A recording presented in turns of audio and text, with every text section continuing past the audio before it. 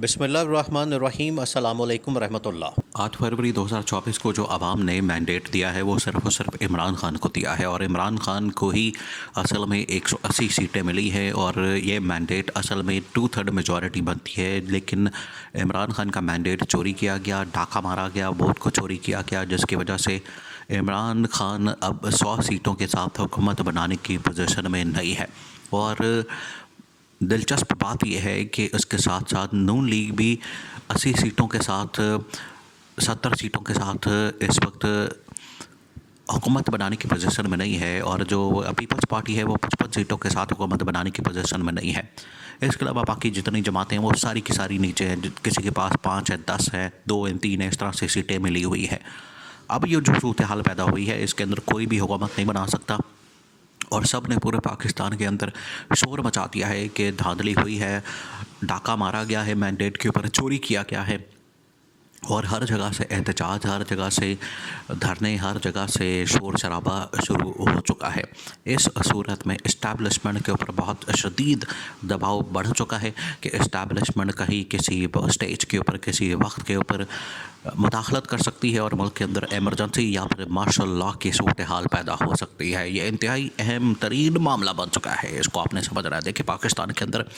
جو اس وقت صورتحال بنتی جا رہی ہے، جو اس وقت صورتحال بن رہی ہے، وہ انتہائی خطرناک اور خوفناک بنتی جا رہی ہے۔ دن بہ دن حالات بڑی تیزی کے ساتھ بدل رہے ہیں،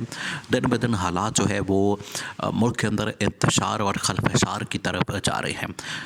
پہلے دن تو عمران خان نے دھاندلی کا شور مچایا، عمران خان نے کہا کہ میرے مینڈیٹ کے اوپر ڈاکہ مارا گیا ہے، ووٹ کو چوری کیا گیا ہے، اس وجہ سے عمران خان نے تو سڑکوں پر آنے کا اعلان کر دیا۔ عمران خان نے احتجاج جو ہے قومی اسمبلی اور تمام صوبائی اسمبلیوں کے اندر جانے کا اعلان کیا، ساتھ ہی ساتھ عمران خان نے پاکستان بھر میں تحریک چلانے کا بھی اعلان کر دیا۔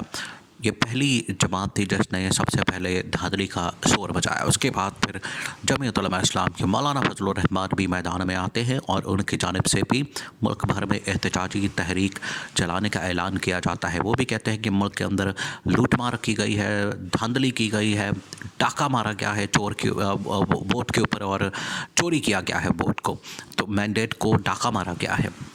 جمعیت علماء اسلام بھی میدان میں آ جاتی ہے، پھر دونوں کا رابطہ ہو جاتا ہے، پی ٹی آئی جمعیت علماء اسلام کا۔ تیسری جانب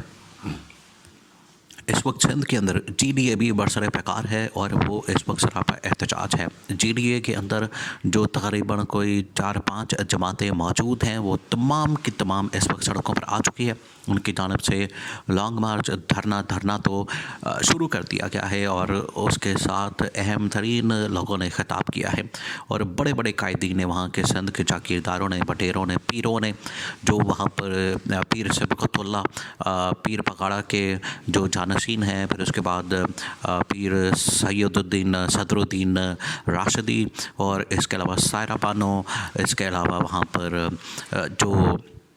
اور اس طرح کے بڑے خاندان ہیں، انہوں نے وہاں پر دھرنا دے دیا ہے، اور وہاں پر جو تقریریں کی گئی ہیں اس میں براہ راست اسٹیبلشمنٹ کو للکارا گیا ہے۔ اسی طرح سے بلوچستان کے اندر وہاں کی جو نیشنلسٹ پارٹیز ہیں، باپ ہو گئی، بی این پی ہو گئی، اور اس طرح کی جتنی پارٹیز ہیں وہ تمام کی تمام اس وقت سڑکوں پر آ چکی ہیں، اور ملک کے اندر اس وقت افراتفری۔ دیکھیں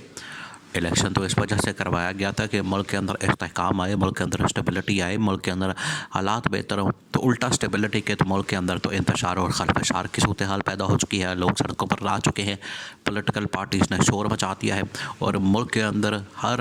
ہر جگہ کے اوپر آپ کو اس وقت ایک ہی شور سنائی دیتا ہے کہ دھاندلی ہوئی ہے، ووٹ کے اوپر ڈاکہ مارا گیا ہے، چوری کی گئی ہے، سوائے نون لیگ اور پیپلز پارٹی کے، کیونکہ یہ دونوں بینیفیشری ہیں۔ اور اب تو اس طرح کے الزامات مولانا نے بھی یہ بات کی کہ ووٹ کو چوری کر کے ان کو بیچا گیا ہے۔ اب پیر سبقت اللہ نے سندھ کے اندر یہ بات کی ہے کہ وہاں اسٹیبلشمنٹ نے نہ صرف 3 مہینے پہلے، دیکھیں یہ بڑا حیران کن انکشاف ہے، 3 مہینے پہلے پیمنٹ بھی ہو گئی تھی، سیٹیں بھی طے ہو گئی تھیں، حکومتیں بھی طے ہو گئی تھیں، اور کس کو کہاں حکومت دینی ہے سب کچھ طے ہو گیا تھا، اور باقاعدہ طور پر پیمنٹیں بھی ہو گئی تھیں الیکشن کے لیے۔ یہ اب بہت بڑا اور خوفناک اور حیران کن انکشاف جو ہے وہ جی ڈی اے کی جانب سے کیا گیا ہے۔ عمران خان بھی اسی طرح کی باتیں کر رہا، مولانا فضل الرحمان نے بھی کہا تھا کہ پیسے پکڑ کر جو ہے وہ حکومتیں دی جا رہی ہیں۔ تو یہ انتہائی خطرناک صورتحال بنتی جا رہی ہے، بڑی خوفناک صورتحال بنتی جا رہی ہے۔ ملک جو ہے مزید جو ہے وہ عدم استحکام کا شکار ہوگا، اور جو بھی اس وقت حکومت میں آئے گا، دیکھیے اسی وجہ سے اب جماعتیں جو ہیں ایک ایک کر کے پیچھے ہٹ رہی ہیں، وہ اس وقت حکومت لینے کی پوزیشن میں نہیں ہے، وہ انکار کر رہی ہیں کہ اگر ہم حکومت کے اندر آ گئے تو یہ جو اتنے بڑے بڑے اژدہے کی شکل میں، مگر مچھوں کی شکل میں لوگ اب سڑکوں پر آ چکے ہیں، عوام تو ہمیں کھا جائے گی۔ عوام تو سب سے پہلے اب دیکھیں اس صورتحال کے اندر الیکشن کمیشن سے ڈیمانڈ کی جا رہی ہے کہ وہ استعفیٰ دے اور گھر جائے۔ اس طرح کے فضول اور اس طرح کے دھاندلی زدہ، اس طرح کے جو مشکوک انتخابات ہیں اس کا کروانا تھا تو پھر پہلے ہی یہ گھر چلے جاتے تو کوئی کمپٹنٹ لوگ آتے وہ الیکشن کرواتے۔ دوسرا یہ کہ پاکستان کی اسٹیبلشمنٹ یعنی کہ سپہ سالار عربی چیف جنرل عاصم منیر کی طرف اس وقت پوری قوم دیکھ رہی ہے۔ تمام سیاسی جماعتیں اس وقت جنرل عاصم منیر سے مطالبہ کر رہی ہیں کہ پاکستان کے اندر اس وقت جو حالات بن چکے ہیں، پاکستان کے اندر جو اس وقت صورتحال بن چکی ہے، یہ مزید انتشار اور خلفشار کی طرف بڑھ رہی ہے۔ تو اس سے پہلے اگر مزید انتشار اور خلفشار بڑے، ملک کے اندر سیاسی عدم استحکام کے اندر اضافہ ہو، دیکھیں اگر عدم استحکام کے اندر اضافہ ہوتا ہے تو آپ کی دنیا کی انویسٹمنٹ پاکستان میں آنا ختم، زیرو، کہانی ختم۔ پھر آپ امید نہ رکھیں کہ کوئی ملک آپ کے ملک میں انویسٹمنٹ کرے گا، کوئی بھی ادارہ آپ کے ملک میں انویسٹمنٹ کرے گا، پہلی بات۔ دوسری بات یہ کہ جو امریکہ، یورپین طاقتیں وہ بھی کہہ رہی ہیں کہ تماشا بند کیا جو ہے، تماشا جو ہے پچھلے 2 سال سے لگا ہوا ہے، یہ تو 2 دن کی تو بات ہے نہیں، 2-4 دن کی بات تو چلے سمجھ میں آتی ہے۔ دیکھیں 2 سال سے جو اس ملک کے ساتھ کھلواڑ کیا گیا ہے